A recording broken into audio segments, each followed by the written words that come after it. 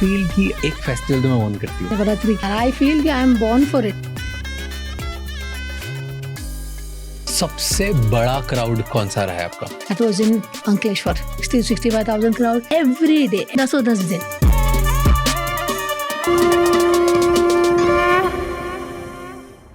आज के एपिसोड में हमारी गेस्ट है फाल्गुनी पाठक, अ सिंगर जिनको पूरी कंट्री गरबा क्वीन के नाम से जानती है। उनकी जर्नी स्टार्ट हुई थी with 25 rupees for one show और आज उनके नवरात्रि परफॉर्मेंसेस में लाखों लोग प्रेजेंट होते हैं। आज हम उनसे जानेंगे आज उनकी सबसे बड़ी इनसिक्योरिटी क्या है, बिहाइंड द सीन्स उनके नवरात्रि शोज की प्रिपरेशंस कैसे होती है और उनके सबसे फेमस सॉन्ग्स के पीछे की स्टोरी क्या है।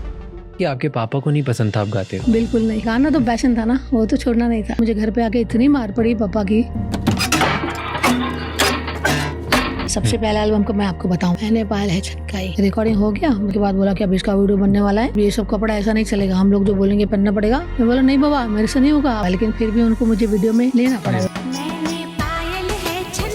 एंड ये लुक आया कैसे? मेरी एल्डर 4 सिस्टर्स, घर में कोई ब्रदर नहीं, तो मुझे बचपन से ऐसे ही शॉर्ट हेयर में रखा। पहले शर्ट पैंट ही पहनाते थे, मतलब मेरे कपड़े बदलने से थोड़ी मैं चेंज हो जाती हूँ, अंदर से तो मैं जो हूँ वही हूँ।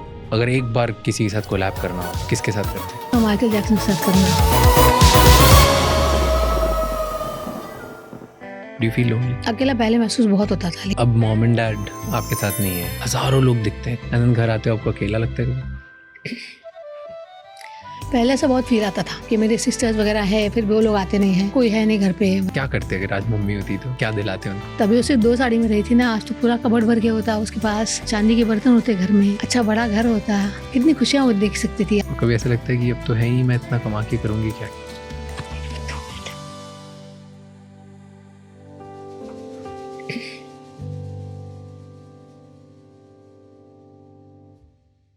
आगे बढ़ने से पहले इस चैनल को सब्सक्राइब कर लीजिए ताकि हम आपके लिए इसी तरह से और इंसाइटफुल और बेहतर पॉडकास्ट बनाते रहें। एंड इस पूरे शो का ऑडियो एक्सपीरियंस स्पॉटिफाई पे अवेलेबल है, जहाँ पे आप हमें फॉलो कर सकते हैं। Enjoy the show. Do you ever feel कि एक फेस्टिवल तो मैं ओन करती हूँ in India? Who am I to own anything यार? आई फील कि I am born for it. मतलब भगवान ईश्वर ने मेरे लिए वो बोलते ना निश बनाया है कि बेटा तुझे यही करना है। ऐसे मेरी लाइफ पूरी प्लान की है उसने। ऐसा फील होता है लिटरली। बट कभी ऐसा नहीं लगा कि स्ट्रेटेजिक था या बहुत दिमाग लगा कि मे बी इसी डायरेक्शन में जाना था, and then you wanted to do this? सब ऑटोमेटिकली हुआ? कभी नहीं ऑटोमेटिकली। मैंने शुरू किया था ऑर्केस्ट्रा में गाने से when I was 10 years old।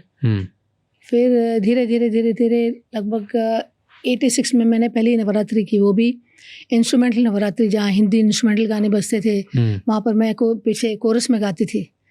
तो वहाँ मुझे नीचे किसी ने देखा कि वो बच्ची अच्छा गा रही है करके, मुझे स्टेज पे थोड़ा मूव करके गाने की आदत थी। तो तभी मुझे पहला गाना नवरात्रि में गाने के लिए मिला, तो आगे बुला के मुझे गवाया।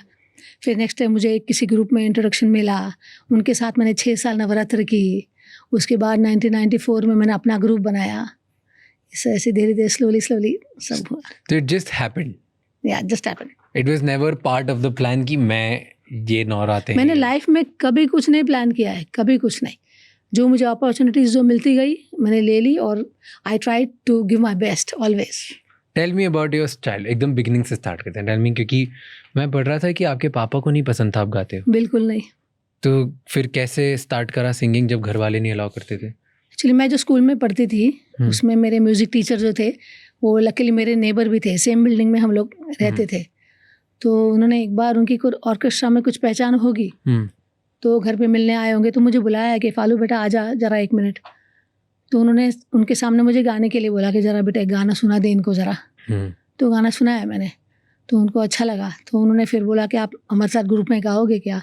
बच्चे थे हम, कितने 9-10 साल के, कैसे मालूम, लेकिन पैशन था गाने का। तो आई वेंट, मैंने गाया। लेकिन उस रात मुझे घर पे आके इतनी मार पड़ी पापा की कि ऐसा नहीं करना है, पढ़ाई करनी है, अच्छा नहीं लगता है ऐसा, हमको डॉक्टर बनना है, इंजीनियर बनना है, कुछ करना है, ये सब नहीं है, गाना बजाना अपना काम नहीं है। लेकिन वो पैशन थी। 1 दिन मार खाया, 2 दिन मार खाया, फिर मार खाने की आदत पड़ गई।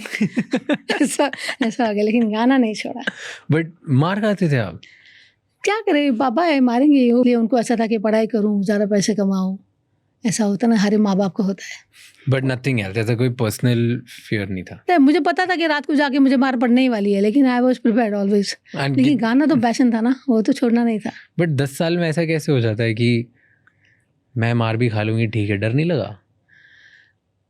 गाने की चाह थी ना, मतलब I used to love singing when I started singing when I was 3-4 years old. मतलब स्कूल में भी हर एक कंपटीशन में भाग लेना, फिर घर पे भी कोई गेस्ट वगैरह आते थे तो मुझे सिस्टर्स बोलती थी, मेरी बड़ी 4 एल्डर सिस्टर्स है, आई एम द यंगेस्ट, तो उनके सामने मुझे गवाते थे। फिर इसलिए गाना तो बचपन से ही था ही मेरा। मतलब I am blessed to have born in musical family. मतलब मेरे मदर फादर दोनों बहुत ही अच्छा गाते थे। घर में मतलब 24 घंटा रेडियो चलते रहता था। रात को 12:30 बजे तक जो बेला के फूल आता था लास्ट को, रात को 12 बजे, वो सुन के सब फिर सोते थे रात को। तो सब मतलब जब घर में सबको मजा आता था, सब गाते थे, तो फिर क्यों प्रॉब्लम थी? किसी को ये प्रोफेशन में नहीं जाना था ना। गाते से भी मेरी सिस्टर अच्छा गाते। बेकार था क्या, ये क्या था? बेकार ऐसे कुछ नहीं, लेकिन ज़्यादा करके मम्मी पापा का ऐसा लगता था कि पढ़ाई करो, अच्छा कमाओ, मतलब ये गाना ज़रूर गाओ, लेकिन एज अ प्रोफेशन उसको मत लो। एंड देन कब हुआ कि वो कन्विंस हो गए कि चलो ठीक है, अब तो ये ढीठ हो गई है, ये गाएगी? वो तो फिर जैसे साल ब साल जाते रहे। मेरी I lost my mother at a very young age, I was just 15 years old। फिर घर में सिस्टर की शादियाँ हो गई, फिर मैं और पापा दोनों अकेले घर में थे। फिर धीरे धीरे मुझे सपोर्ट करने लगे, मेरे साथ शोज़ में भी आते थे रात को, कभी लेट होता था तो फिर धीरे धीरे फिर वो भी मान गए कि उसको यही करना है, तो फिर क्या, कुछ नहीं। बट वो तब माने कि जब आप एक्चुअली बहुत खुश रहने लगी, कि जब आपको और काम मिलने लगा और उनको लगा कि यार इससे कुछ ना कुछ हो जाएगा इसका भी? No, I was just doing regular shows. मतलब शुरुआत जब मैंने की तब मुझे एक शो के कुछ 25 रुपये मिलते थे, और फिर धीरे धीरे 25 के 50 हुए, फिर 75, 100, ऐसा स्लोली ऐसे। मतलब आई शू लव सिंगिंग। मतलब पैसे की मुझे इतनी पड़ी नहीं थी, मिलते नहीं मिलते चलो ठीक है, that's separate thing. And you lost your mother at the age of 15? Yes.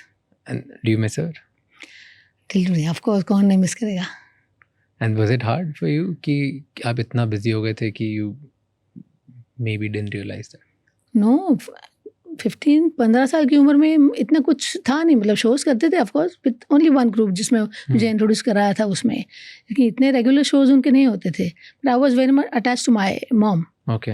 हाँ, मतलब मुझे घर में स्कूल से घर में आओ तो पहले मुझे मेरी मम्मी दिखनी चाहिए, ऐसा होता। स्कूल पे आके फिर पहले किधर मम्मी किधर है उसको देखूँ, फिर मुझे शांति होती थी ऐसा। और सडनली एक दिन, मतलब मेरी जस्ट 10th पास होके कॉलेज जस्ट स्टार्ट हुई थी। मतलब I think July 28 she passed away, तो जस्ट कॉलेज स्टार्ट हुई थी, 1-1.5 महीना हुआ था, और I was in college only. तभी मुझे न्यूज़ मिली कि ऐसा हुआ है, हार्ट अटैक से एक्सपायर हुए वो। तो इट वॉज वेरी शॉकिंग। मतलब मुझे what do you miss the most about her? Food.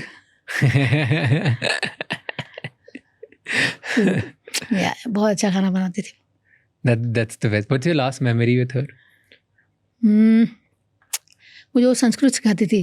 मतलब स्कूल में हमारे संस्कृत था। My mother was MA with Sanskrit, तो वो मुझे संस्कृत पढ़ाती थी। मुझे याद है जब मैं छोटी थी तो स्कूल से आके मुझे गाने का बहुत शौक था ना, तो मेरे ऊपर फर्स्ट फ्लोर पे आंटी हमारी जो लैंडलॉर्ड थी, तब रेंट पर रहते थे हम लोग, तो उनके घर पे मैं चली जाती थी। उनके वहाँ झूला था, झूले पे बैठ के जोर जोर से गाने गाती रहती थी। नेक्स्ट डे एग्जाम, और मेरी मम्मी नीचे से लाती थी, फालू नीचे आओ, काले भणवानु छे, परीक्षा छे, बहुत डांटती थी। तभी वो सब मेमोरीज बहुत ताज़ा है, फ्रेश है आज तक। You remember that the most? Of course. कौन सा पॉइंट था जब चीज़ें टर्न अराउंड हो गई, जहाँ से आपको लगा कि अब यही है, अब मुझे मिल रहा है जो मैं डिजर्व करती हूँ? विच एज? मेरा पहला एल्बम आया, याद पिया के आने लगी। वो जब ये सॉन्ग मैंने, ऑफ कोर्स टीवी पे तो देखते थे, जब भी नंबर 1 पे बजता था तभी अरे वाह वाह क्या बात है, ऐसा खुशी हुई। लेकिन वो पहली बार जब भी मैंने स्टेज पे गाया नवरात्र में, और वो जो ऑडियंस का रिस्पॉन्स था, मतलब मुझे बिलीव नहीं आज तक मेरे लिटरली कि ये क्या है, मतलब इतना लोगों को अच्छा लगा है गाना। पता नहीं था ना कि खुद का कभी ऐसा गाना आया नहीं था, और पहला गाना आया स्टेज पर, पहली बार गाया, और क्या रिस्पॉन्स था, बाप रे बाप। Each and every one was like this. वो सीन अभी तक मेरे सामने एकदम फ्रेश है। तो that was the, I guess, turning पर मुझे ऐसा लगा कि लोग इतना प्यार कौन सी सिटी में थे? मुंबई में कर रहे थे? Tell me creative process for that. जैसे क्योंकि एक सबसे बड़ा जो आपका गाना, मतलब मैं जो देखता हूँ तो हर किसी को पता है, मैंने पाया लेकिन का, वो बहुत वायरल है। जी। ऐसा क्या है उसमें कि इतने साल हो गए, जनरेशन चेंज हो गई, आजकल प्रॉबेबली जो बहुत यंग लोग होंगे अभी उनको तो पता भी नहीं होगा वो कौन सा, लेकिन वो भी गाते हैं वो, लाइक उनको भी मज़ा आता है उस पर, राइट? तो क्या था उसमें ऐसा, व्हाट इज़ समथिंग जो टाइमलेस रह गया, एंड उसकी क्रिएटिव प्रोसेस क्या थी, बनना कैसे स्टार्ट हुआ, उसके पीछे आइडिया क्या था? मैंने पायल है छनकाई। प्रोसेस तो वही था जैसे पहले एल्बम में था। सबसे पहले एल्बम का मैं आपको बताऊं, रिकॉर्डिंग हो गया, मतलब मेरे जो उसका वीडियो भी बनने वाला था, मुझे पता नहीं था। फिर रिकॉर्ड गाना होने के बाद बोला कि अब इसका वीडियो बनने वाला है और इसमें शायद तुमको भी लेंगे, जो मेरे जो डायरेक्टर्स थे वो। तो आपको ये सब कपड़ा ऐसा नहीं चलेगा, हम लोग जो बोलेंगे पहनना पड़ेगा। और ऐसे करके एक रूम में ऐसे बैठे हैं सब लोग, मेरे सामने ऐसे 5-6 ऐसे विग्स रख दी, ऐसे गोल्डन कर्व, ऐसे लंबे लंबे बाल की, कोई कर्ली बाल, स्ट्रेट बाल, कुछ कपड़े रखे थे ऐसे टाइट टी शर्ट्स एंड ऐसा शाइनी सब ग्लिटर वाले। मैं बोले, मेरे को बोलते ये सब ट्राई करो। मैं बोले ये सब मुझसे नहीं होगा, उन्हें करना पड़ेगा, ऐसे ऐसे तुमको वीडियो में नहीं ले सकते, ये सब करना तो पड़ेगा तुमको। मैं बोला नहीं बाबा, मेरे से नहीं होगा, आपको मुझे वीडियो में लेना है लो, मत लेना है मत लो, लेकिन मैं ये सब नहीं करूँगी। तो ऐसे करके शुरू हुआ, लेकिन फिर भी उनको मुझे वीडियो में लेना पड़ा, वो मुझे पता नहीं क्यों, लेकिन वो वहाँ से वो हिट हो गया, लोगों को अच्छा लगा, मेरी जो कॉस्ट्यूम, मेरी जो स्टाइल थी वो लोगों को अच्छी लगी। और उसके बाद आया मैंने पायल है छनकाई। उस आई थिंक वो गाने में इनोसेंस, आप बोलते हो हर एक गानों में जो इनोसेंस की, वीडियो में जो इनोसेंस है, जो स्टोरी लाइन है, जो म्यूज़िक है, जो ट्यून है, आई थिंक वो सबको अच्छा लगा इन टोटल। हाँ, बट क्या थॉट, मतलब आपने लिखा था कि आपने सिर्फ गाया था कि आपने म्यूजिक प्रोड्यूस किया था, व्हाट वाज इट? नहीं, मैंने लिखा नहीं, मैंने म्यूज़िक भी नहीं किया, लेकिन मेरा उसमें इंटरफेरेंस हमेशा रहता था कि म्यूज़िक सिंपल होना चाहिए। मतलब actually I to sing, do lot of garba shows ना, तभी गरबा में लोग मुझे जानते थे। तो पहले मेरा गरबा एल्बम ही होने वाला था, लेकिन फिर ऐसा डिसाइड किया कंपनी में कि नहीं, हम ऐसा गाना बनाते हैं जो आप गरबा में भी गा सको और फिर बाहर भी ऐसे भी गा सको। तो इस तरह से मेरे जो सारे गाने हैं वो फोक बेस्ड है, राजस्थानी फोक बेस्ड। तो मैंने पायल भी वैसे ही है। तो उसमें ट्यून सिंपल होनी चाहिए, मतलब लोग गुनगुना सके तुरंत, और जो लिरिक्स है सिंपल होने चाहिए। बस मेरा इतना ही से रहता था उसमें कि कुछ वीडियो में या लिरिक्स में या किसमें वल्गैरिटी नहीं हो, सिंपल होना चाहिए। आपने बोला कि आप सारे जो डायरेक्टर्स बैठे थे उन्होंने आपको बोला कि ये विग लगाओ, ये बाल लंबे करो, ऐसे ग्लैमरस दिखो। कभी ऐसा लगा कि क्योंकि इंडस्ट्री में बहुत ग्लैमरस एक हीरोइन टाइप की इमेज बहुत ज़्यादा चलती है, तो लोगों ने कभी आपको ऐसे देखा कि नहीं यार, लाइक तुझसे नहीं हो पाएगा या तू ये मत कर, लाइक कभी लुक डाउन किया किसी ने बिकॉज आप ये सब करने के लिए रेडी नहीं थे? मैंने उस तरफ कभी सच बोलो तो ध्यान ही नहीं दिया। मैंने जो वही किया जो मुझे कंफर्टेबल लगा, जो मेरे कॉन्शियस ने मुझे बोला करने के लिए। मैंने कभी मतलब क्या ट्रेंडिंग है, क्या चल रहा है बाहर, क्या चल रहा है, लोग क्या कर रहे हैं, मैंने इस तरफ कभी नहीं, आज तक मैं ध्यान नहीं देती हूँ और पहले भी कभी नहीं दिया। मैंने वही गाया जो मुझे कंफर्टेबल लगा, मैंने वही पहना जो आज भी पहना है, मुझे जो कंफर्टेबल लगा, मेरा अटायर वही जो, यस, मैंने कभी सब फॉलो नहीं किया कोई trend. You have your unique style, आपकी एक यूनिक स्टाइल है, बट कभी बिकॉज इंडस्ट्री में वो ज़्यादा चलता है तो लोगों ने फोर्स किया बस आपको करने के लिए? वो जो मैंने एक बताया बस, उसके बाद कभी नहीं किया। कभी नहीं। बट कभी ऐसे बोला कि हम अपॉर्चुनिटीज़ नहीं देंगे और क्योंकि आप अपने आप को चेंज नहीं कर रहे हो, आप ज़्यादा बड़े स्टार नहीं बन पाओगे? नहीं, कभी नहीं बोला, क्योंकि एल्बम्स चलने लगे ना। उसके बाद तो जितने भी एल्बम्स आए लोगों ने पसंद किए, मेरा लुक लोगों ने पसंद किया। तो एक बार ऐसा हुआ था, मतलब अभी की बात नहीं है, पहले की बात, कि मुझे फोर्स किया कि सलवार कमीज पहना, अच्छा नहीं लगता है, ज़रा बिंदी लगाओ थोड़ा बहुत। तो एक बार मैंने पहना था, मुझे याद है, रेड और ब्लैक सलवार कमीज था, पहना, स्टेज पे ऐसा थोड़ा सा हील वील चप्पल विप्पल दिया मुझे, जाके गाया मैंने। फिर नीचे लोगों ने देखे, ये क्या पहना है, अच्छा नहीं लग रहा है, आप जैसे हो अच्छे लगते हो, ये सब मत बना करो ऐसा। मतलब पब्लिक ने मुझे नीचे से ही बोला कि आप जैसे हो वैसे कूल, ऐसे अच्छे ही लगते हो। बढ़िया। एंड ये लुक आया कैसे, कब से, फ्रॉम द बिगिनिंग आप ऐसे लुक? बचपन से। मैंने बताया, मेरी एल्डर 4 सिस्टर्स, घर में कोई ब्रदर नहीं, और मेरा जन्म बहुत लेट हुआ। मेरे से बड़ी सिस्टर मेरे से 9 साल बड़ी है। तो मुझे बचपन से ऐसे ही शॉर्ट हेयर में रखा, मतलब पहले शर्ट पैंट ही पहनाते थे। मेरे जो नेबर थे उनके 3 बच्चे थे, वो ही मेरे फ्रेंड्स, उनके साथ ही मैं खेलती थी। उनके फादर जो पर्सर थे, वो आते थे फॉरेन से, उनके बच्चों के लिए शर्ट टी शर्ट लेके आए, मेरे लिए भी वही लेके आते थे। तो मतलब और कुछ स्कूल में यूनिफॉर्म पहना था बस, हाँ अदरवाइज नहीं। नहीं भाई, बचपन से ये बस ऐसी लुक बन गया। हाँ, मुझ में मेरा इनर थोड़ी चेंज हुआ है, मतलब मेरे कपड़े बदलने से थोड़ी मैं चेंज हो जाती हूँ। मेरी वॉइस में फीमेल के ही गाने गाती हूँ, ऐसा नहीं कि मैं लड़कों के गाने गाती हूँ, खाली मेरा अटायर ऐसा है, otherwise I am what I am, मतलब अंदर से तो मैं जो हूँ वही हूँ। Of course, like today if आपकी मॉम इधर देख रही होती है, जैसे आपने बोला उनको बहुत मिस करते थे, जी, तो what would you tell her if she was watching this, let's say कि thank you for being there always, my strength, मतलब मुझे डांटना, मुझे सही राह दिखाना, कभी झूठ नहीं बोलने देना, उसके लिए थैंक्स। बचपन की मुझे सारी बातें याद है, जब मैं कुछ गलत करने दी और मुझे चांटा तो कभी नहीं मारा, लेकिन वो डांट से मुझे समझा दिया कि भाई ये चीज़ वापस गलत नहीं होनी चाहिए।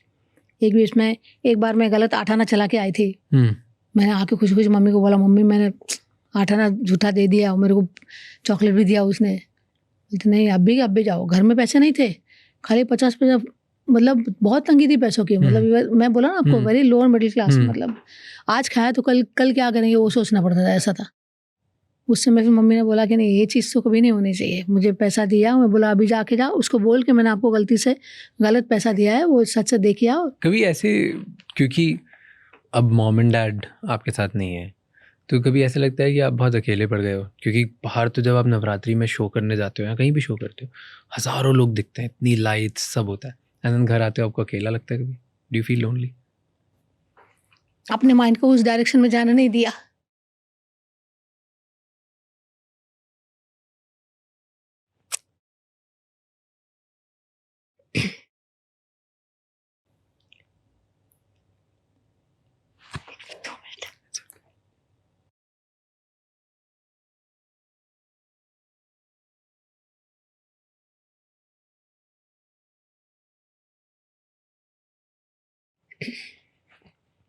पहले से बहुत फील आता था कि मेरे सिस्टर्स वगैरह है, फिर भी वो लोग आते नहीं हैं, कोई है नहीं घर पे, मतलब अकेला पहले महसूस बहुत होता था। लेकिन जब से since past few years, I think 15-20 साल से I have joined an NGO, मतलब मेरे जो गुरु है, सदगुरु, उनके वहाँ जाने से मुझे बहुत फ़र्क पड़ा है। मतलब तब से मतलब लाइफ में चेंज बहुत आया है, इमोशनली, मेंटली, कि चलो मेरे साथ कोई है, मेरे कॉन्स्टेंटली मेरे साथ मेरा गुरु है, मेरे साथ जो हमेशा मेरे साथ रहता है, मेरी खुशी में, मेरे दुख में, every time they are with मी।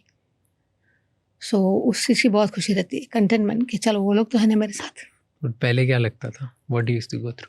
ये नेगेटिव थॉट्स बहुत आते थे कि मेरे कोई है नहीं मेरे साथ, मतलब कोई मेरे सिस्टर्स मुझे सपोर्ट नहीं कर रही है, मेरे साथ आ नहीं रही है, मेरे साथ रह नहीं रही है। कुछ खुशी में खुशी मनाने वाले होते हैं जो अपने साथ हैप्पीनेस में हैप्पी होने वाले, ऐसे लोग मिस करते थे, मतलब। लेकिन फिर ऐसा लगता था मेरे ऑडियंस तो है ना इतनी सारी, बट क्यों नहीं आती थी सिस्टर्स? उनको अपने घर के पर्सनल प्रॉब्लम्स कुछ नहीं आ सकते होंगे। अच्छा, वो बिजी थी अपनी लाइफ में। अच्छा, कौन सा पार्ट है जो मम्मी का ट्रेट आप में आया और पापा का कौन सा ट्रेट आप में आया? ऐसे पर्सनालिटी, क्योंकि माँ बाप से ही आती है ना लगभग। ऑफ कोर्स मेरी मम्मी का जो सॉफ्ट नेचर था, शायद मेरे में आया, पता नहीं, तो पता नहीं है मुझे।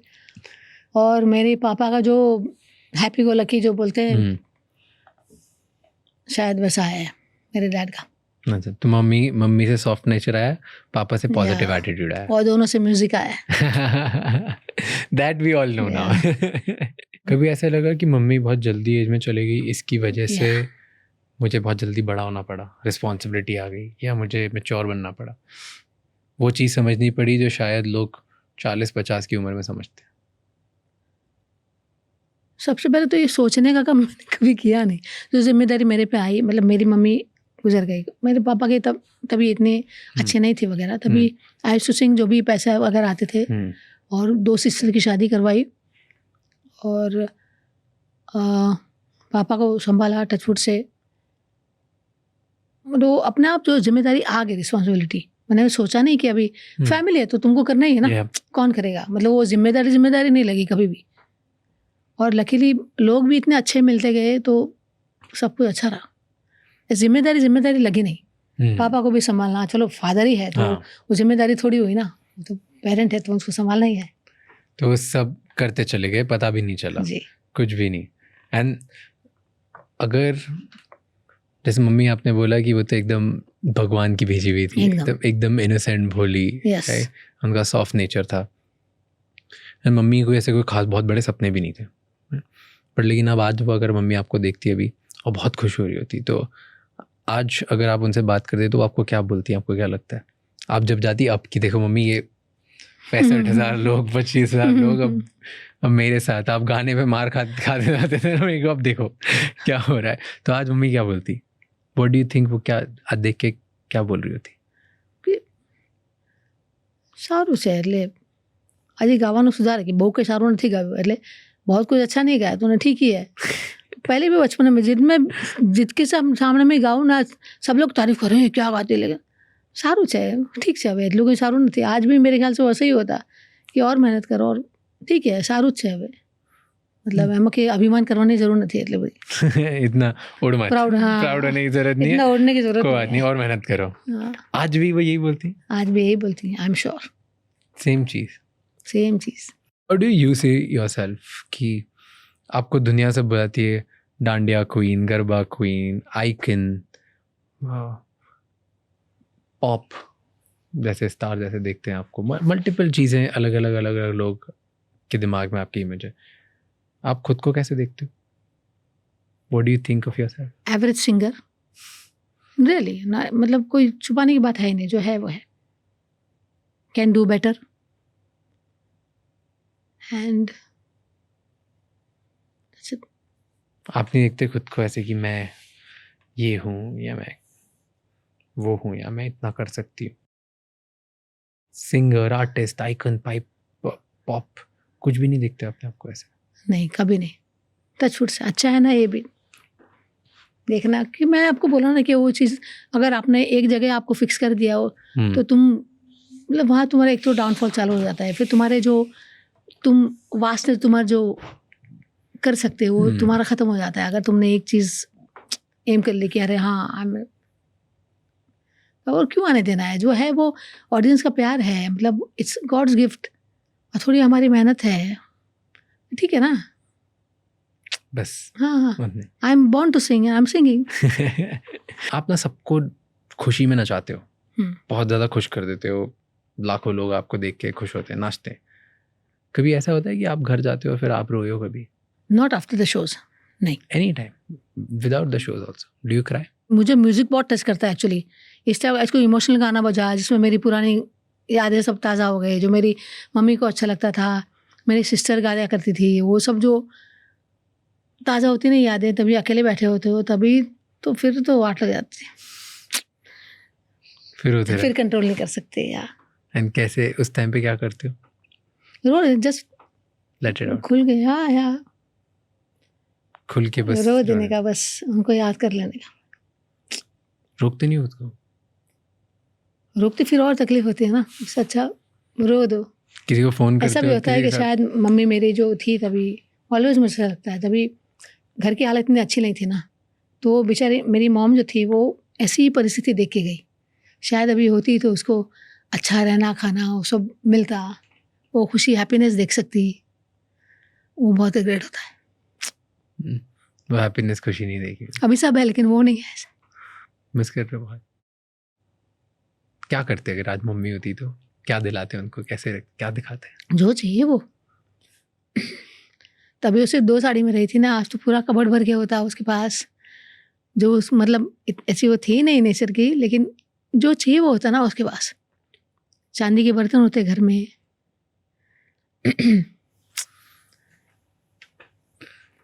अच्छा बड़ा घर होता, जो 1 रूम किचन में जो हम लोग रेंट पे रहते थे, कितनी खुशियाँ वो देख सकती थी, अपने दूसरे बच्चों को खुश कर सकती थी।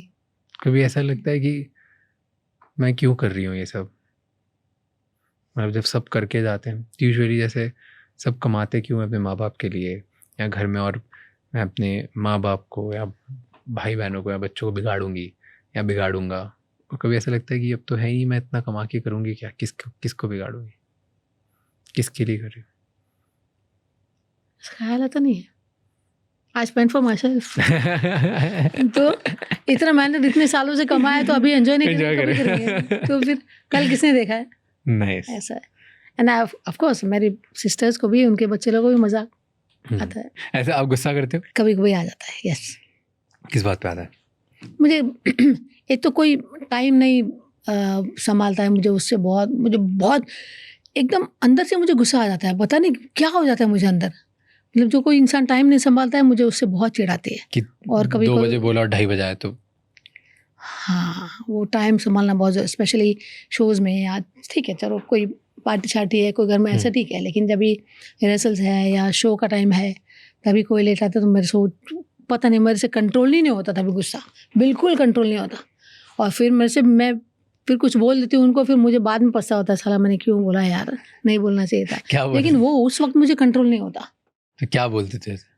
मतलब या तो फिर मैं उस इंसान की तरफ पूरा शो देखूँ ही नहीं, ऐसा होता है। वो तो इतनी चिढ़ आती है ना, या तो उनको बोल दूँ कि क्या है टाइम में क्या आने का है, मतलब किसी ना किसी तरह से उसके ऊपर हम गुस्सा निकाल दूँ।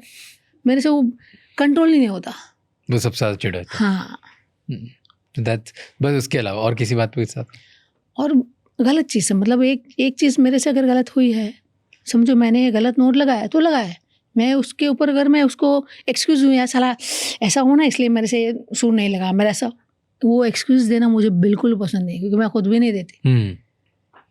मेरे ठीक है, एक्सेप्टेड नो, ठीक है मेरे से गलती हो गया, ठीक है ना, ठीक आगे बढ़ते हैं। हाँ। क्या शो में क्या क्या गलतियाँ हो जाती हैं? ठीक है, वो सब मतलब थोड़ी रोबोट थोड़ी है, साले इंसान ही है ना, जो बजाने वाले भी तो होती है, मुझसे भी होती है। हाँ, तो जैसे आपसे क्या क्या नोट छूट गया, लिरिक गलत हो गए, और या फिर कभी एक लाइन जो एक्चुअली क्या है ना, पहले गरबा में ऐसा होता नहीं था कि लोग लिख के बजाते हैं, लिख के गाते हैं ऑर्डर से।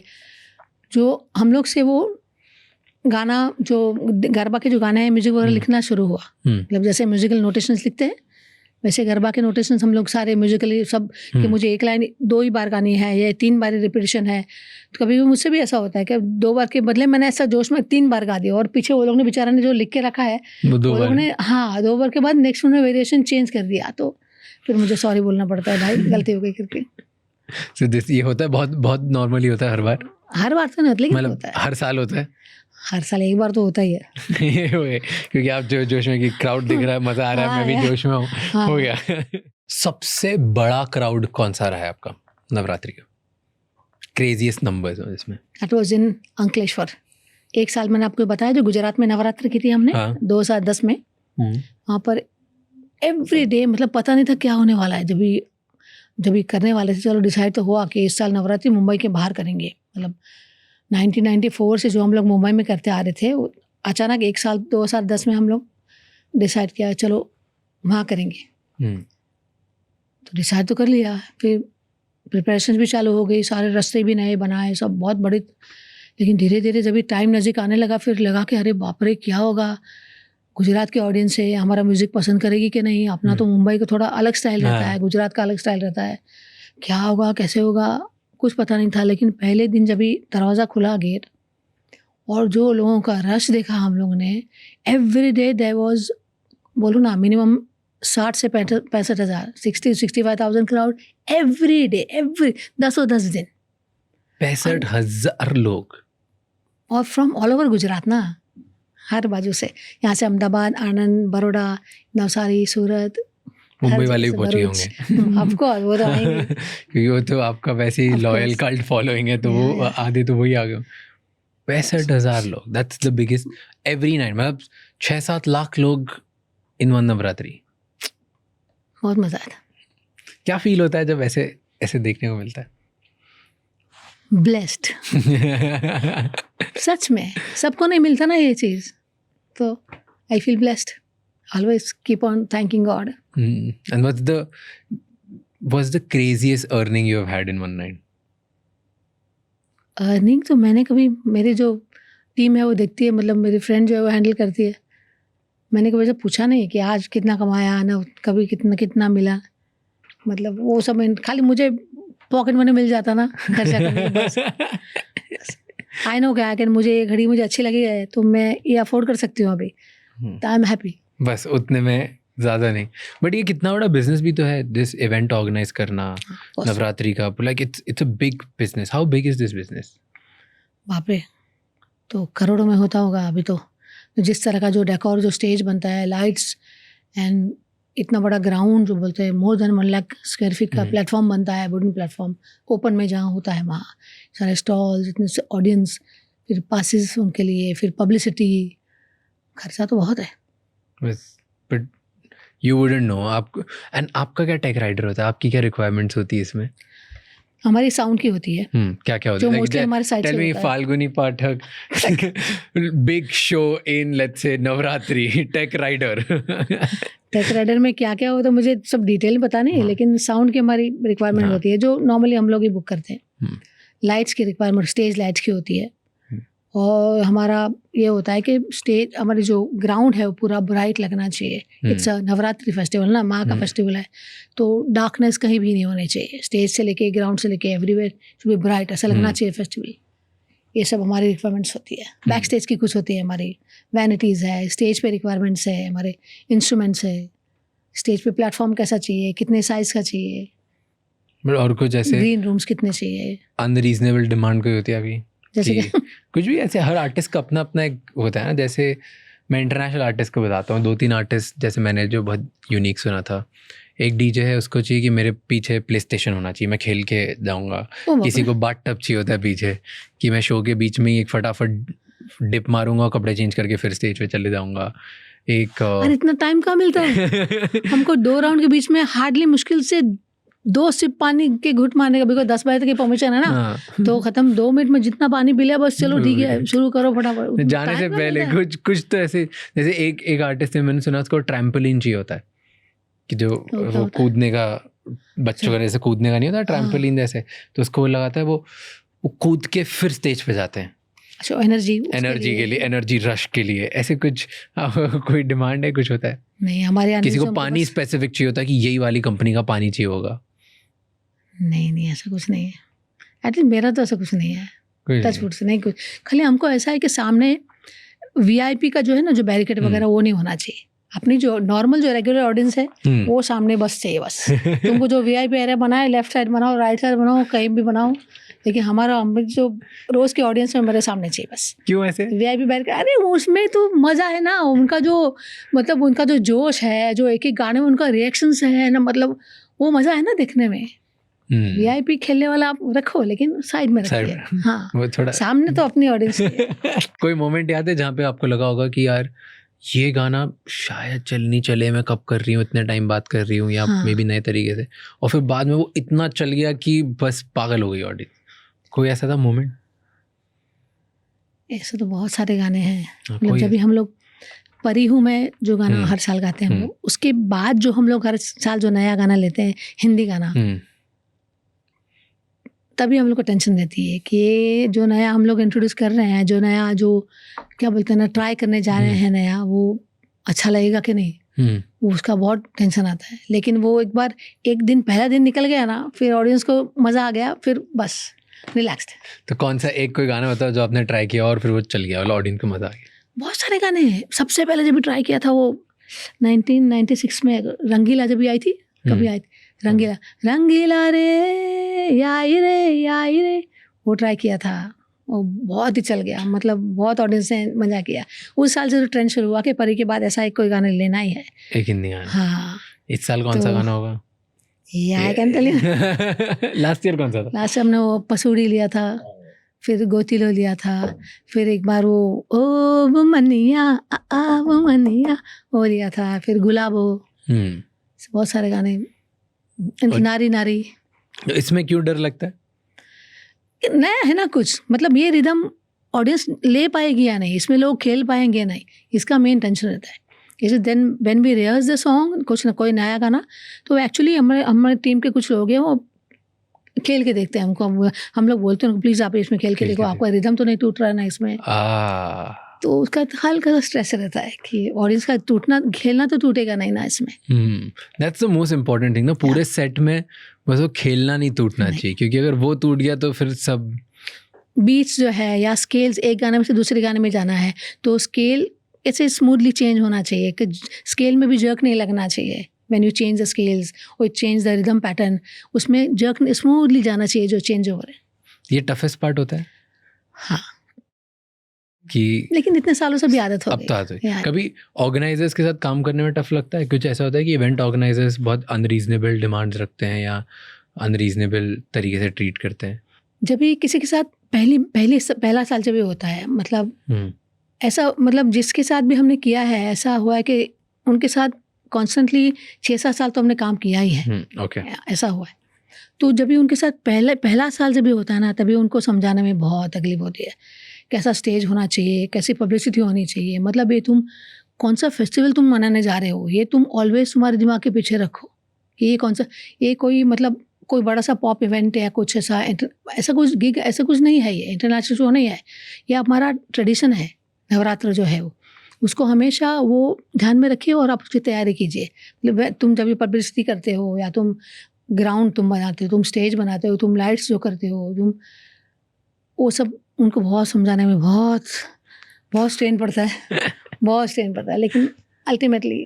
बट कभी हो वो जाता है। उनकी तरफ से पुशबैक करते हैं कि नहीं हम मैडम हमें मत बताओ, हम हमारा काम जानते हैं, कुछ तो हम ऐसा होने नहीं देते ना।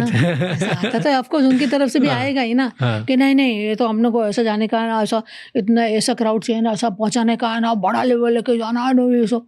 मैं बोला देखो आपने को किसी से कंपैरिजन नहीं करना है, आपने को ऐसा दिखा नहीं देना है किसी को, हम देखो हम लोग ऐसा, अपने को अपना काम सही तरह से करो भाई, दूसरा का वो देख लेंगे वो लोग। आपने को किसी से कभी कंपैरिजन नहीं करनी है, खाली अपना काम चोक करना है, प्रॉपर करना है, बस दैट्स इट। कभी कोई इंसिडेंट याद है जहाँ पे कुछ ऐसा हुआ हो?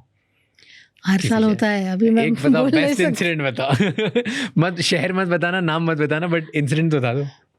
ऐसे एक इंसिडेंट नहीं है, जैसे मैंने बोला ना, वो बहुत उनके पीछे लगना पड़ता है, मतलब कोई एक उनको incident? कंट्रोल करने के लिए कि भाई ये नवरात्र उत्सव है, ये नवरात्र उत्सव है, ये ध्यान में रखिए, उनको समझाना पड़ता है। वो क्या सोचते हैं?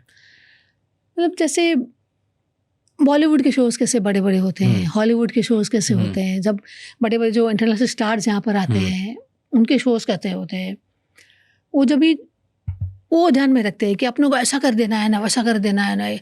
मैं बोला बराबर है, उनके हिसाब से वो सब बराबर है, लेकिन अपने को वो सब चीज़ करनी है, लेकिन अपने दायरे में रह के अपने को दिमाग में रखना है कि हम नवरात्र सेलिब्रेट करने जा रहे हैं, ना कि कोई बड़ा मतलब कोई सनबर्न है या कुछ ऐसा कुछ नहीं है। तो क्या डिफरेंस होता है एक उसमें और इसमें? मतलब अपना जैसे कॉस्ट्यूम्स आप देख रहे हो, अपना म्यूजिक आप देख रहे हो, अपनी लाइट्स, वहाँ पे सब लाइट सब डार्क वगैरह बहुत होता है ना, स्टेज डार्क होता है ना, सब आप समझ रहे हो ना मैं क्या बोलना चाह रहा हूँ। तो वो सब यहाँ पर नहीं हो सकता। स्पेशल एंट्रीज जो है वो सब पायरोज वगैरह ऑफकोर्स वो करो, लेकिन वो कहाँ पर होनी चाहिए। हम जैसे भगवान के गाने गा रहे हैं तो अपने को उसको इम्पोर्टेंस देना है, तो वहाँ पर तुम पाना है कि तुम कोई आया मतलब उनके लिए तुम पायरोस कर रहे हो और स्पेशल एंट्रीज कर रहे हो, नहीं। इधर सिर्फ अपने लिए एक ही मेन है, वो है हमारी माँ, जिसका इवेंट हम लोग मनाने जा रहे हैं। स्पेशल पहला प्रेफरेंस अपने को उसे ही देना है, बाकी सब बाद में। हम लोग पायरोस करेंगे, लाइट्स करेंगे, सब करेंगे, लेकिन एक चीज़ ध्यान रखें कि ये कौन सा फेस्टिवल है। ये सब मनाने में बहुत उनको पसीने आ जाते हैं। हाँ सच, अभी बोल रहे हो तो मुझे पसीने छूट रहे। ये हर साल की इवन पब्लिसिटी जो हम करते हैं, एडवर्टाइज करते हैं, उसमें भी बहुत कुछ ध्यान रखना पड़ता है। क्या ध्यान? पब्लिसिटी वही मतलब कि कुछ गलत नहीं लिख दे, कुछ सही मतलब लिख दे, किस तरीके से कुछ झूठा प्रॉमिस नहीं कर दे। करेक्ट। मतलब वो बता के रखें लोगों को। वो हम लोग क्या बोलते हैं, हेडलाइन, वो क्या बोलते हैं, हुक लाइन क्या रखने हैं, उस टाइटल्स क्या रख रहे हैं, सब देखना पड़ता है। आप बॉलीवुड में क्यों नहीं गाते? ऑफर्स तो बहुत आए होंगे। ऑफर्स पहले आते थे, मतलब मैंने ज़्यादा ध्यान नहीं दिया उस तरफ। क्यों? पहले तो मुझे ऐसा लगता था कि मेरी वॉइस जो है वो बॉलीवुड के लिए बनी नहीं है शायद, वो ज़्यादा सॉफ्ट है ना, मतलब ऐसा कुछ इसमें वेरिएशंस वगैरह नहीं है जो तुमको बॉलीवुड में गाने के लिए have to really work for it. मतलब तुमको ऐसे टोन काम करना पड़ता है। फिर दूसरी चीज़ ये है कि फिर वो, अभी तो ऐसा नहीं होता, लेकिन पहले ऐसा स्टूडियोज़ में जाके बैठे रहो, वेट करो, मिलो म्यूजिक डायरेक्टर से, और वो मेरे नेचर में नहीं है एक्चुअली। थोड़ा सा मतलब मेरा जो चल रहा है ठीक है, मतलब कहाँ जाके बैठे रहना, वो जी उजरी करना, मतलब वो नहीं आता, वो मेरा नेचर नहीं है। मतलब पहले से होता था ना, अभी तो नहीं है ऐसा। But I was always happy, I am still happy with what I am doing. But अभी भी तो ऑफर आते होंगे, जैसे इतने बॉलीवुड में गाने आते हैं और बहुत सारे गरबा नवरात्रि बेस भी गाने आते थे, उसमें तो बहुत आपको बोलते होंगे, ऑफर देते होंगे, आप क्यों नहीं जाते? आते ही नहीं आते, बोलते होंगे लोग तो। हाँ, लेकिन जिस तरह के आते हैं offer, I don't prefer doing. भाई नहीं पसंद तो नहीं पसंद। इज देयर स्पेसिफिक रीजन कि बस जस्ट नहीं पसंद? उस तरह से मेरे टाइप का कोई गाना ऐसा बनेगा तो I would love to sing, of course. Okay, नहीं गाना ऐसा कुछ ऐसा नहीं है। ऐसा कोई ईगो नहीं नहीं है? नहीं, ऑफ कोर्स, क्या क्यों भाई, बॉलीवुड में गाने से कौन कौन ईगो रखेगा। लेकिन ऐसी ऑफर मिले तो जरूर, I would love to sing. और आपके टाइप का गाना नहीं? करेक्ट। कि आप शुरू से ऐसे थे कि आपके टाइप की जो चीज़ें नहीं है वो रिजेक्ट कर देते? मेरे टाइप की कभी नहीं, ऐसा हुआ नहीं है। मतलब जो ऐसे वाह ऐसा जो मेरे ऑफिस में मुझे आए, देखो हाँ, गरबा के भी जो ऑर्गेनाइजर मेरे, ऐसा हुआ था कि जब भी मैंने अपना ग्रुप शुरू किया 1994 में, अपना खुद का ग्रुप शुरू किया, उससे पहले मैं जिस ग्रुप में गाती थी वो मैंने छोड़ दिया। फिर मुझे ऑफर आया है कि चलो अपना वो गरबा करने का है। उनको पता है मैं क्या करती हूँ, मेरा क्या म्यूज़िक है यहाँ, तो मेरे अच्छे पहचान वाले भी थे। तो उन्होंने बोला कि हाँ चलो नवरात्रि करना है, तो तेरा ग्रुप बना फाल्गुनी, करेंगे हम लोग ऐसे सब। तो ठीक है, सब बात हो गई। उसके बाद हम लोग मिले एक बार, तो बोलते हैं बेटा आपको ऑडिशन देना पड़ेगा। अरे मैं बोला ऑडिशन का, आपको पता है ना म्यूज़िक क्या क्या करते हैं? नहीं बेटा ऑडिशन तो देना पड़ेगा, तुम क्या गाने वाले हो, क्या बजाने वाले हो। आज आई एम सॉरी, तो मुझे नहीं करना आपके साथ काम, मुझे ऑडिशन नहीं देना, मुझे पता है मैं क्या कर रही हूँ, आपने देखा है इतने साल, I can give you audition. तो छोड़ दिया, मैंने नहीं किया वो काम। इवन एल्बम्स में भी मैंने आपको बताया, वैसे उन्होंने कपड़ा ऐसे ना मुझे वीडियो में लेना है, लो मत नहीं करना, मतलब नहीं करना है। I will not wear this, मतलब जो गाना मुझे नहीं जमा, इवन जो लिरिक्स म्यूजिक वगैरह अपने हिसाब से। कभी डर नहीं लगा कि अगर मैं मना कर दूंगी ये सब चीज़ों पे तो मे बी शायद मुझे आगे और काम नहीं मिलेगा? जो मुझे काम मिला है अभी तक वो मैं किसी मांगने तो नहीं गई ना, वो ऊपर वाले ने सामने से ही भेजा ना। सारी अपॉर्चुनिटीज़ मैं तो बोलूँ आज तक सामने से ही आई है। जो 10 साल के मैं रूपकला ऑर्केस्ट्रा बोलो, वो भी मैं बोलो नहीं गई थी, ईश्वर ने मेरे लिए सामने से भेजी है। तो मेरी लाइफ पूरी प्लान होगी आई है, मुझे पता है। तो मुझे कभी किसी टचवुड से मांगना नहीं पड़ा है आज तक किसी से। तो कभी मुझे वो डर भी नहीं रहता कि मैं अरे यार मैं इसको मना कर दिया, साला मुझे नहीं मिला काम तो नेक्स्ट, ऐसा नहीं। जो मेरा कॉन्शियस ने हाँ बोला करने को, वो किया। कॉन्शियस ने मना किया नहीं ये चीज़ नहीं करनी चाहिए तो नहीं की। आगे का आगे देखा जाएगा, कभी मैंने कल का नहीं सोचा। कभी डर लगता है किसी चीज़ से? डर मुझे खाली भगवान से लगता है बस, और फ्लाइट में डर लगता है।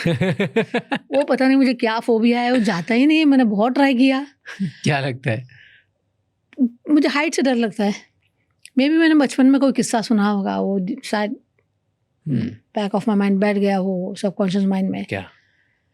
मेरे जो नेबर मैंने बताया, जो उनके 3 बच्चे वो पर्सर थे, तो उनकी आपको याद होगा बहुत साल पहले एक एयर इंडिया की फ़्लाइट दुबई जाते वो बैंड्रा में क्रैश हो गई थी, आई थिंक बहुत साल पहले की बात। वो उसमें वो मेरे अंकल थे। वो आई थिंक क्रिसमस नाइट थी। मेरे पापा को बोल के गए थे, वो बहुत अच्छे फ्रेंड्स थे, कि पाठक में आता हूँ जाके। अभी उनको किसी और की जगह रिप्लेसमेंट में गए थे। पाठक में आता हूँ, दुबई जाके वापस आता हूँ, फिर हम लोग पार्टी करते। और वो गए, वो प्लेन जो वो क्रैश हो गया, वो उसमें से कोई नहीं, वो शायद मैं बहुत छोटी थी अभी, तो शायद सब क्वेश्चन माइंड में बैठ गया होगा। तो तब से मुझे जो फ्लाइट का जो फोबिया है ना, हाइट का फोबिया, वो साला जाता ही नहीं है। तो रहो आप इतनी दुनिया पूरी ट्रैवल करते हो, हर जगह जाते हो, कैसे बैठते हो? हनुमान चालीसा पढ़ती रहती, भले यहाँ से 15-16 घंटे की ट्रैवल क्यों ना हो यूएस तक, मुझे हार्डली कुछ नींद आती है फ्लाइट में।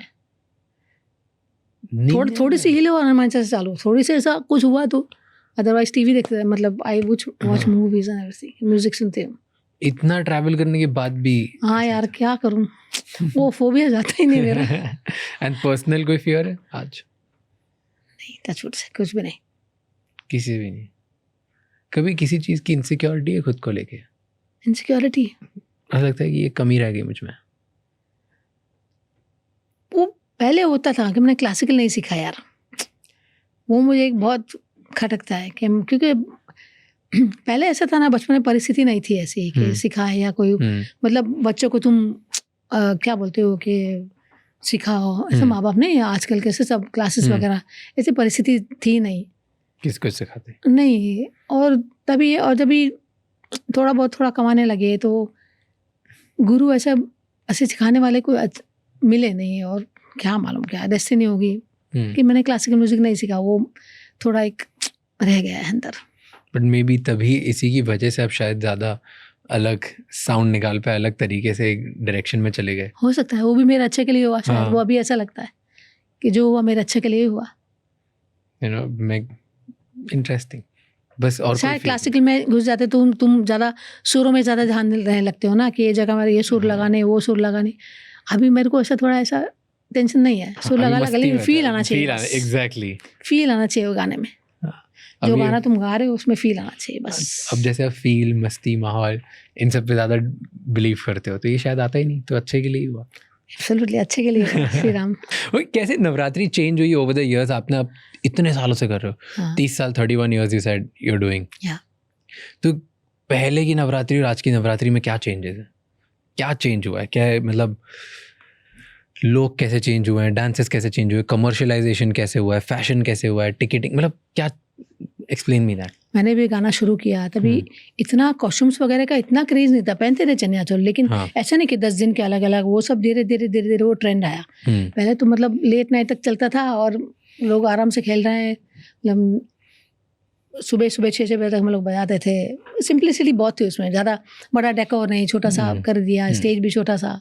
फिर धीरे धीरे जैसे आपने बोला वैसे उसकी टिकट के प्राइस बढ़ने लगे और फिर डांस ग्रुप्स बनने लगे। अभी तो कितने सारे गरबा क्लासेस चलते हैं, तो सर काफ़ी चेंजेस आए, बड़ी हो गई नवरात्रि, मतलब ह्यूज हो गया है। ऐसे अब जब दूर से देखते हो ऊपर स्टेज से, आपको क्या चेंजेस दिखते हैं क्राउड में अपार्ट फ्रॉम फैशन?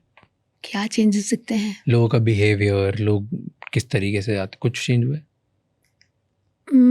म्यूजिकली लोग अभी फोक ज़्यादा, मतलब पुराने बीच में क्या होगा था, फिल्मी गाने वगैरह सब ज़्यादा होते थे। अभी लोगों को गुजराती गाने सुनने ज़्यादा पसंद है, उस पर खेलना ज़्यादा अच्छा लगता है। They love playing on Gujarati folk music, reason more. What is about folk music कि वो बहुत टाइमलेस होते हैं?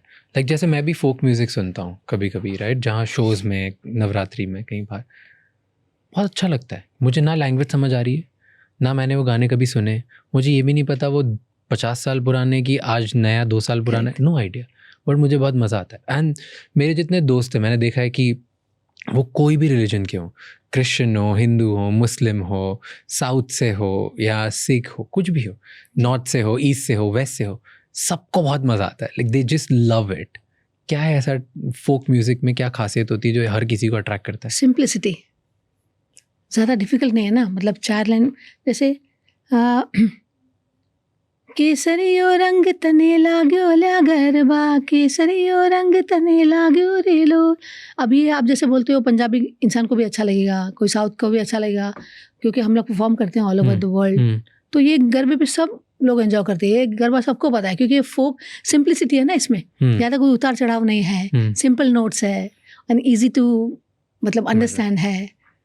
ये सब अच्छा लगा। राजस्थानी फोक भी, मतलब कोई भी अपने स्टेट का फोक आप सुनो, उसमें सिंप्लिसिटी है ना, इसलिए ज़्यादा टच करता है वो हार्ट को। सिंप्लिसिटी, इसलिए वो यूनिवर्सली लोगों को सबको पसंद आता है। और कुछ है रीज़न ऐसा कि कोई बीट्स में कुछ होता है, जिस तरीके से बनता है वो कुछ? हर एक राज्य के, हर एक स्टेट का अपने फोक का जो रिदम है, जैसे राजस्थान का अलग है, गुजरात में जैसे वो गरबा का वो ताल बा धिन ता तिता तित्रला तो पता चलता है गरबा है, धाम तड़ा धन पता चलता है वो घूमर है। वैसे हर एक साउथ का भी है रिदम अलग अलग, उससे पता चलता है। क्या है डिफरेंस, ये समझाओ, इंटरेस्टिंग है, मुझे नहीं पता इन सब के बारे में। थोड़ा सा डिफरेंस बताओ। East west north south 4 parts में डिवाइड करते हैं, चारों में क्या चलता है, कौन सी चीज़ें कहाँ से आती है, कुछ डिफरेंशिएशन बता सकते हो?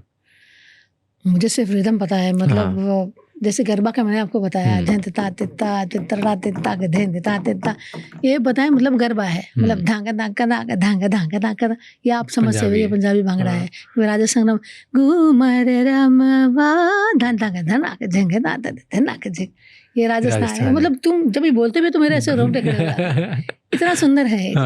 ईस्ट का कुछ आता है स्पेशली कि बंगाल साइड या नॉर्थ ईस्ट साइड? उनका भी एक टिपिकल जो साउंड एक रहता है, खोल का साउंड रहता है बंगाल में, वो सुनोगे तो आपको 1 सेकंड में समझ आएगा। एंड कौन सी कंट्री में परफॉर्म करने में सबसे ज़्यादा मज़ा आता है, इंडिया छोड़ के? इंडिया छोड़ के ऑफ कोर्स यूएस, या क्योंकि गुजराती कम्युनिटी भी सबसे ज़्यादा वहीं पे काफ़ी, और पिछले 23-24 साल से हम every year we go there. या तो वहाँ पे प्री ज़्यादा हाइप होता है, पोस्ट नवरात्रि ज़्यादा है?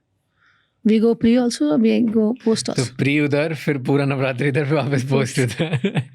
एंड और कौन कौन सी कंट्री में परफॉर्म करते हो? और यूएई में, उधर भी अच्छा, अच्छा, बहुत अच्छा रिस्पॉन्स मिलता है वहाँ। दुबई में भी बहुत गुड बड़ा crowd, yes yes yes. Dubai भी सेम इंडिया ऐसे ही कि यूएस जैसा ज़्यादा है? इंडिया जैसा, हाँ। यस। वहाँ भी थोड़ी मस्ती नज़दीक है ना। हाँ। 2 घंटे दूर है। ऐसे कई फैंस यहाँ से भी आते हैं, ट्रैवल करते हैं। हाँ, हाँ। दे ट्रैवल फ्रॉम हियर। इंडिया की सबसे महंगी सिटी दुबई है। क्या बात। एंड सबसे बड़ी म्यूजिक इंस्पिरेशन कौन है आपकी? ऐसे 2-3 लोग जिनको देख के आप बहुत इंस्पायर होते हो, क्या ये लोग हैं, इनके जैसा कुछ करना है? इनके जैसे कुछ करना नहीं, गाना है। जैसे बचपन में लता जी, आशा जी को सुनते थे, तो उनको ही सुन के, अगर मैं रेडियो सुन के मैंने गाना सीखा, तो मतलब उनके जैसा गाना, मतलब उनके गाने हैं स्टेज पे, ऐसा होता था। और मैं आशा जी के, बचपन में आशा जी के ही गाने गाती थी। लता जी के तो टच भी नहीं, मतलब थोड़ा बहुत कोशिश आशा जी की कर सकते हो, तो उनके गाने में बचपन में गाती थी। तो उनके जैसा गाना उनको मिलना, वो मेरा ड्रीम भगवान ने पूरा किया। जब मेरा पहला एल्बम रिलीज़ हुआ, याद पिया की, तभी एक हमारा म्यूजिशियन आशा जी के ग्रुप में बजाता था। तो सेंट्रल क्रूज में उनका घर था, मैं भी वहाँ नज़दीक ही रहती थी। तभी आशा जी ने बुलवाया था मुझे, तभी मेरे बाजू में, मैं तो इतना रोई थी उनको देख के, पहली बार जो सामने देखा ना इतना नज़दीक से। तो उन्होंने बाजू में बिठाया, ऐसे पीठ पे हाथ फिराया, फिर उन्होंने मेरा शांत हुआ, फिर बोला बेटा तूने बहुत अच्छा गाया है करके। फिर अंदर मुझे किचन में लेके गई, साथ में हम लोगों ने चाय पिया, फिर समझाया कि इंडस्ट्री में कैसा होता है, तुमको कैसे अपना स्टैंड लेना होता है, सब पैसा बराबर लेना है, बहुत कुछ समझाया। मज़ा आया, बहुत अच्छी मीटिंग थी हमारी। Nice, memorable. और कौन है आज जो आपको ऐसे, जिनको देख के आपको लगता है ये इंस्पिरेशन है, ऐसा गाना गाना चाहिए? बहुत लोग हैं, आज के दिन भी वही लोग हैं, मतलब लता जी, आशा जी। हाँ, उनको कोई न्यू मतलब सिंगर्स हैं जो आपको पसंद है, जिनको देखते हो? अपकमिंग कोई 1-2 सिंगर्स जो आपको लगता है ये बढ़िया करते हैं? आजकल का जो म्यूज़िक है आप पूछ रहे हो, उसमें मुझे सतेज परंपरा, सचित हाँ, सचेत परंपरा, या उनका म्यूज़िक, मुझे उनकी स्टाइल अच्छी लगती है। आई लाइक जोनीता गांधी, अरिजीत तो ऑफ कोर्स, वो तो अच्छा लगता है, उसका म्यूज़िक अच्छा लगता है। मोहित चौहान अच्छा लगता है। जी है। एंड जैसे have you heard of Aditya Gadhvi? या of course, you like him? या He's a very good singer. Yes, of course. Because वो भी एक folk और modern music को mix करके very good.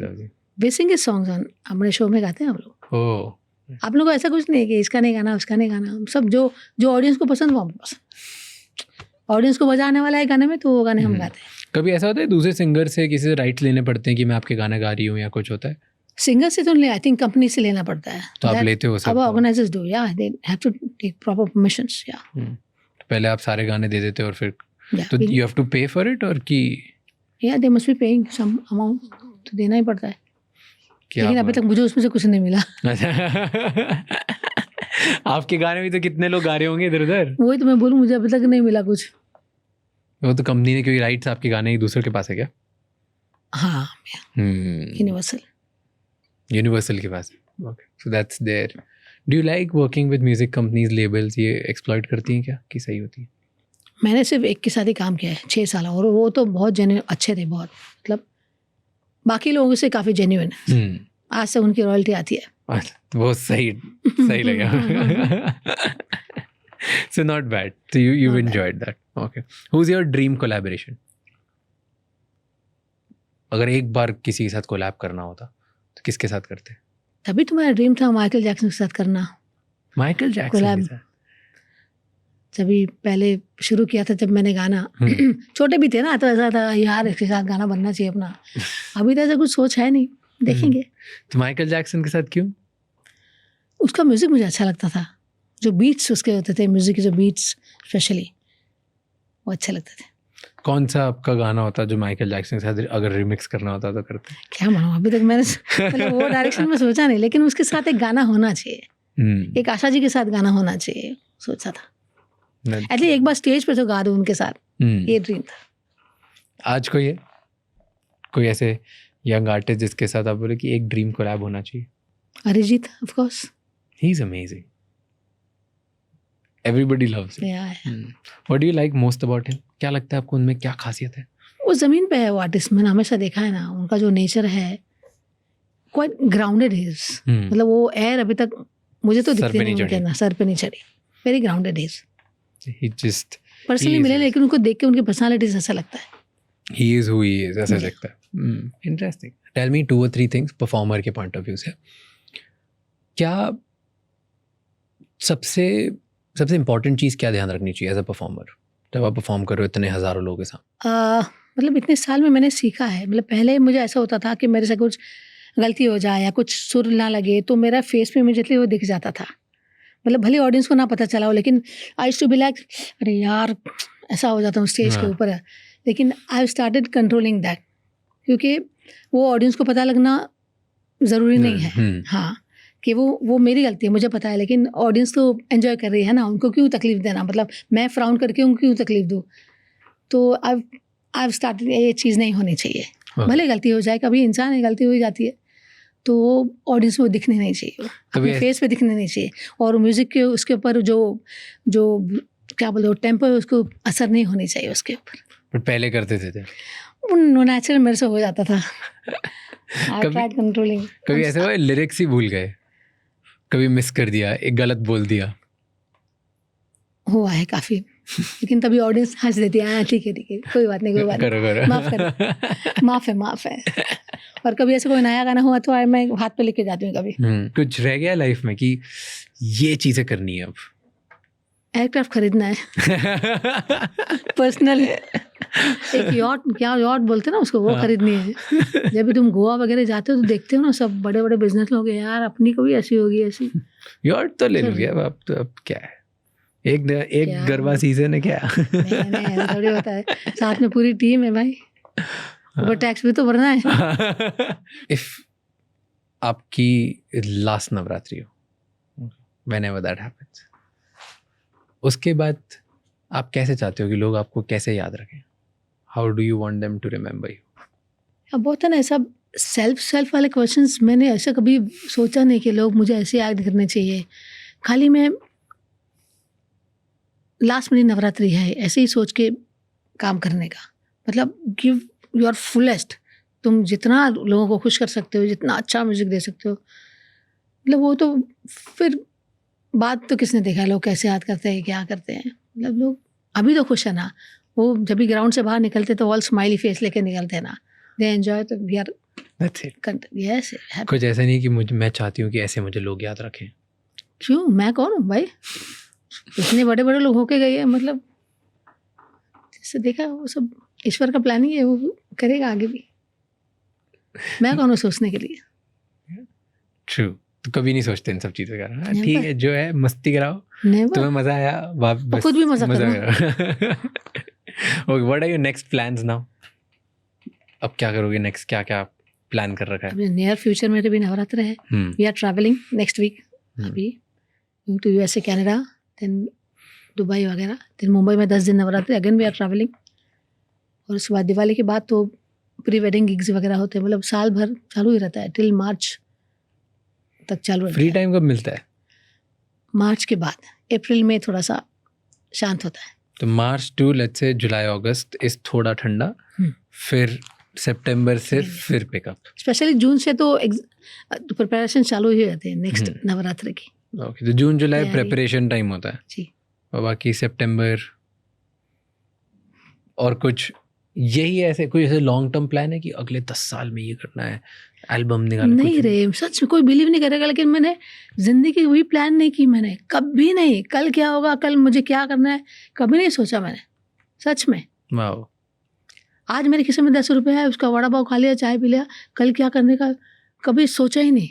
तो लकीली ईश्वर कृपा से मेरे जो ब्रदर जो सीए है, जो मेरा सब काम काज संभालते हैं, उनको पता है क्या, उन्होंने सब सेविंग्स वगैरह करके, वो भी मुझे नहीं पता क्या है, कल आज का दिन एंजॉय करो, मेरे खिस्से में पैसे है ना, बस बाकी को जो पहले कभी नहीं होते थे, आज मेरे खिस्से में पैसे है ना, I can by this, I can enjoy, वो मज़ा आता है बस आज के दिन के मज़े। I love it. कोई ऐसा पर्सनल रिचुअल है आपका स्टेज पे जाने से पहले? Ritual, we pray together, and of course I do my Hanuman Chalisa before going on stage. That every time. That gives me strength. Yeah, every time, every performance. Every day. हर जो भी है, जब भी perform करोगे किसी भी दुनिया के किसी भी कोने में, Yeah, of course. पहले आप हनुमान चालीसा परफॉर्म करते हो. क्यों ऐसे, ये कब से स्टार्ट हुआ? बचपन से मेरी सिस्टर थी, मेरी एल्डर सिस्टर, वो अहमदाबाद में, हम लोग, माय नेटिव प्लेस है अहमदाबाद, मैं मॉम डैड, तो वहाँ पर हनुमान जी का एक मंदिर है छोटा सा, वहाँ पर मेरी सिस्टर जाती थी तो वो मुझे लेके जाया करती थी. तब से फिर मुझे हनुमान जी से लगाव हो गया और फिर बचपन से आई डू हनुमान चालीसा. बचपन से लेके आज तक. And sometimes does it happen कि एक ही दिन में 2-2, 3-3, 4-4 शोज हो रहे हैं? पहले होता था, अब तो नहीं होता. पहले जब भी ऑर्केस्ट्रा में गाते थे तभी मॉर्निंग 9 बजे का होता था. जब भी कंपनीज के शोज़ काफ़ी होते, जैसे इंडियन ऑयल है, वैसे उनके सारे स्टाफ के लिए होते थे शोज़, सन्मुखानंद में वगैरह, बिरला मातुश्री में. कभी मॉर्निंग होता था, आफ्टरनून होता था, शाम को, रात को, दिन में 4-4 शोज़ एक साथ होते थे. तो सब में फिर सेम रिचुअल फॉलो करते थे कि नहीं, सुबह एक बार कर दिया और आगे? नहीं, ऐसा थोड़ी. एवरी शो से पहले, सब 4 शो है तो 4 शो से पहले करना ही है. कभी कभी ऐसा होता था, आज यहाँ पर है, फिर एक शो करके दूसरी जगह भागना है, तीसरी जगह भागना है, मतलब हर चीज़. एंड शो के बाद क्या करते हो? इज देयर कोई रिचुअल आफ्टर शो कि नहीं बस अब हो गया, अब आज सोएंगे, उसके बाद कल बात करेंगे? नहीं, सोने से पहले भगवान को थैंक्स तो बोलना ही है for the day, of course. So that फिर सोना है. So that's your every time ritual. Yeah. And okay, explain me this कि जब आप, अब एक शो है, अब आपने जैसे बोला कि इस साल जियो में हो रहा है, ठीक है, और आप 10 दिन तक वहीं रहने वाले हो और इतने साल बाद आप इंडोर शो करोगे, तो क्या बिहाइंड द सीन्स क्या होते हैं? कब से प्रिपरेशन स्टार्ट करते हो? आपके दिमाग में क्या चल रहा होता है?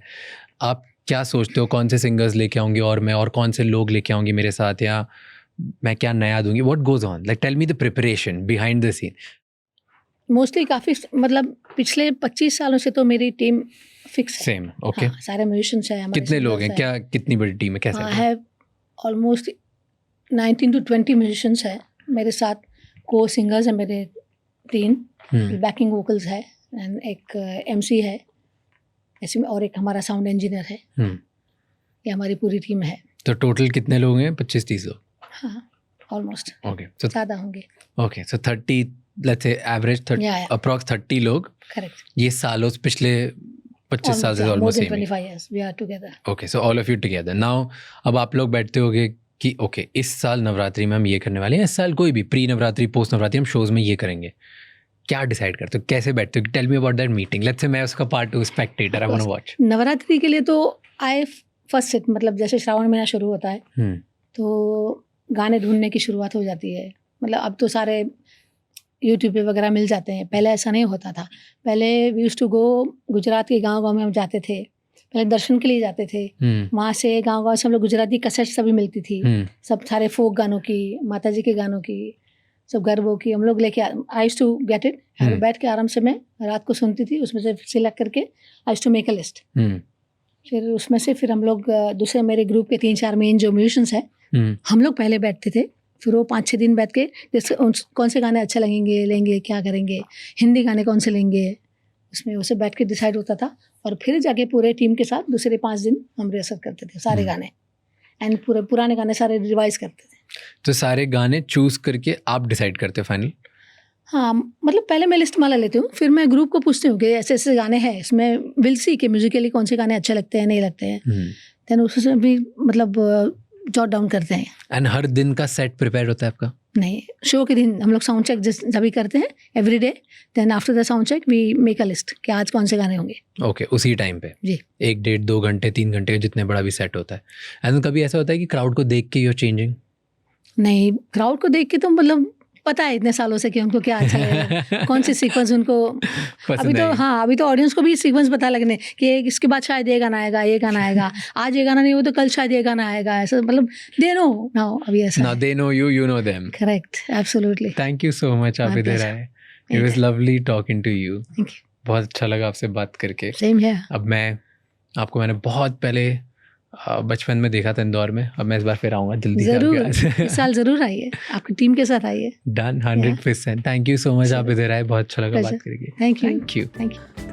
But do you spend money, do you enjoy, like आपने बोला गाड़ियों का, घड़ियों का बहुत, या घड़ी का शौक है, वो खरीद लेते कुछ भी?